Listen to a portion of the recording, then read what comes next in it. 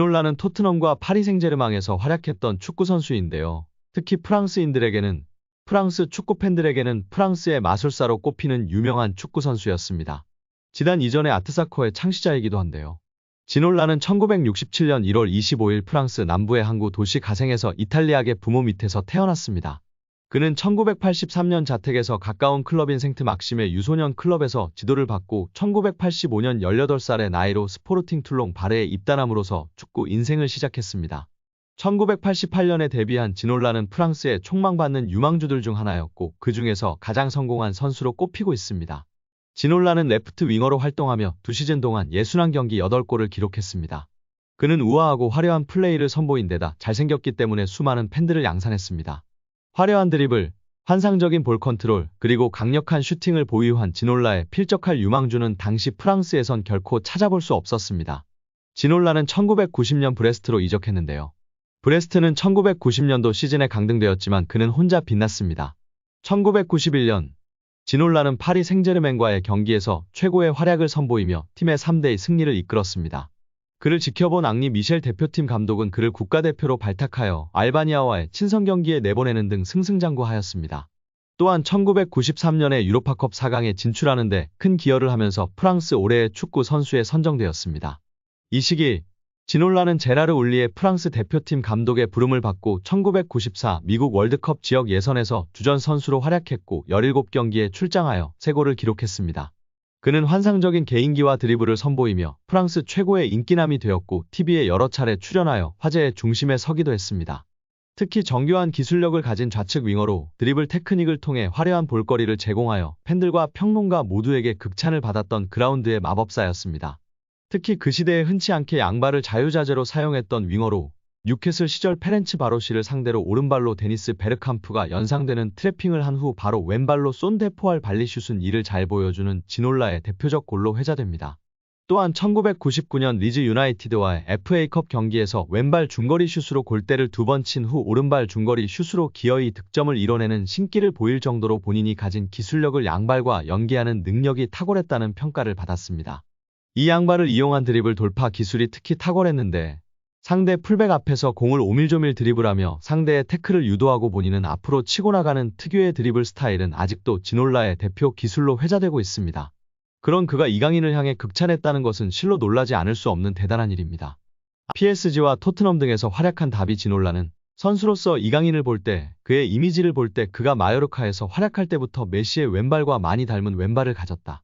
왼발로 경기를 할 때 항상 색다른 모습을 보이는 방식은 메시가 바르셀로나에서 했던 움직임과 몸짓을 발견할 수 있다.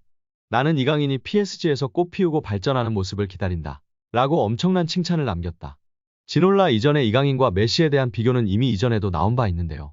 스페인 매체 아스는 지난 11월 16일 이강인이 A매치에서 싱가포르를 상대로 선발 출전해 조규성의 득점으로 이어진 날카로운 패스를 칭찬하며 이강인은 메시 스타일의 도움을 선보였다. 한국 대표팀에도 힘을 실었다. 그의 어시스트는 훌륭했다라고 평가했습니다. PSG에서 리그앙 데뷔전을 치른 이후에도 오른쪽 윙으로 출전한 이강인에 대해 리그앙은 메시가 남긴 거대한 자리를 채워야 함에도 특히 이강인은 아르헨티나의 위대한 선수가 한때 차지했던 공간을 채우는 걸 즐겼다.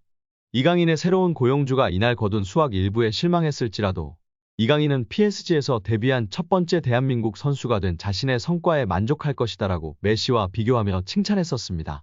아주 프랑스 축구의 자부심이 높은 프랑스 축구인들 중에서 동양인에게 테크니션의 대표주자가 극찬을 한 것은 무척이나 이례적인 일로 꼽을 수 있습니다. 아트사커의 본고장에서 아트사커의 창시자에게 엄청난 극찬을 받은 이강인 선수입니다. 이강인의 싱가포르, 중국전 맹활약 골에 대한 극찬이 쏟아지고 있습니다. 프랑스 현지에서도 난리가 났는데요. 프랑스 현지 매체에서는 이강인의 골은 무척이나 아름다웠다. 지구보다 더 큰 어마어마한 골이었다. 주옥 같은 골이었다. 환상적인 골이었다. 등의 극찬을 쏟아냈습니다. 현지 팬들은 평소처럼 너무 강함, 소파에 앉아있는 나도 속았어. PSG가 그를 변화시켰어. 너무 화끈한 골이었어. 음바페보다 낫다. 이 선수에게는 무엇인가 특별한 것이 있어. 정말 순식간에 벌어진 일이었어. 엄청난 속도의 페인팅과 슛이었어. 전 메시인 줄 알았어요. 이강인을 보면 호나우지뉴가 보여요 등의 반응을 보였습니다. 이에 반해 파리 생제르맹 팬들은 아쉬움의 반응을 보이기도 했는데요. 나는 그가 강하다는 인상을 받긴 했으나 PSG에서는 그러질 못해. 왜 파리에서는 그렇게 하질 않는 거야? 왜 우리 선수들은 대표팀만 가면 강해지는 거야? 등의 아쉬움이 섞인 반응들도 나왔는데요. 이에 대한 현지 팬들의 반응은 엘리케가 이강인의 사용법을 몰라서야. 내년에는 파리에서 그가 더욱 빛나는 해가 될 거야. 강인이는 내년에 확실히 해낼 거야. 난 확실히 믿어. 난 강인이 기차를 확실히 탈 거야. 내가 볼 때 다음 시즌에는 비티냐처럼 맹활약할 수 있다고. 그에게 더 많은 자유를 주면 확실히 알 수 있을 거야. 진짜 비티냐와 같은 부활이 있을 거야. 이강인을 더 공격적으로 활용해야 해 등의 반응을 보였습니다. 특히 올해 엘리케 감독이 가장 활약한 선수, 최고의 선수라고 뽑은 선수가 음바페가 아닌 비티냐였는데요. 비티냐 선수는 첫 시즌에 엄청나게 욕을 먹고 죽을 썼는데 이번에 하드캐리하면서 데뷔 이후 최고의 모습을 보인다고 평가를 받고 있습니다. 꼭 필요할 때 득점이나 어시스트 등을 하는 등 클러치 능력까지 창착했다면 극찬을 받았었습니다. 이렇게 맹활약한 비티냐처럼 될 것이라고 이강인 선수를 현지 팬들이 극찬하고 있는 것입니다. A매치 10호 골을 기록한 이강인은 그대로 손흥민에게 달려가 폴짝 뛰어 안겼습니다. 요란하던 중국 관중들은 일제히 침묵에 빠졌습니다. 이번 골로 이강인은 최근 10번의 A매치에서 6골 3도움을 올리게 됐습니다. 10경기에서 9개의 공격 포인트. 최고의 폼인데요. 이 경기 약 79분간 활약한 이강인은 1골 이외에도 89%의 높은 패스 성공률, 기회 창출 1회, 상대 박스 내 터치 1회, 드리블 성공 1회, 파이널 서드 지역 공 투입 무려 10회를 기록하며 한국이 답답한 순간마다 숨통을 트이게 만들었습니다.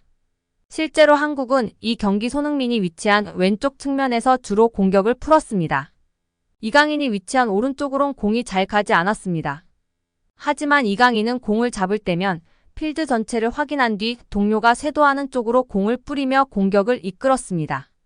특히 왼쪽 측면에 위치한 손흥민을 발견한 뒤 긴 패스로 공을 연결하고 다시 침투해 손흥민의 패스를 슈팅으로 연결하는 장면은 압권이었습니다. 이강인은 소속팀 PSG와 대표팀에서 여러 포지션을 오가며 활약 중입니다. 그는 가장 선호하는 포지션 이야기가 나오자 매 경기 매 순간 다른 것 같다. 감독님이 원하시는 포지션에서 최선을 다하겠다. 내가 대표팀에서 처음 한 인터뷰처럼 매 순간 팀을 가장 많이 돕고 좋은 결과를 낼 수 있도록 최선을 다하려 한다. 포지션에 신경 쓰기보다는 팀의 도움과 보탬이 많이 되려 한다라고 말했습니다. 한국 축구는 큰 변화의 시기를 앞뒀습니다. 손흥민, 이재성, 김진수 등 1992년생들의 나이가 30 중반으로 접어들고 있기 때문인데요. 하지만 젊은 이강인의 맹활약에 팬들은 걱정을 조금이나마 덜을 수 있었습니다.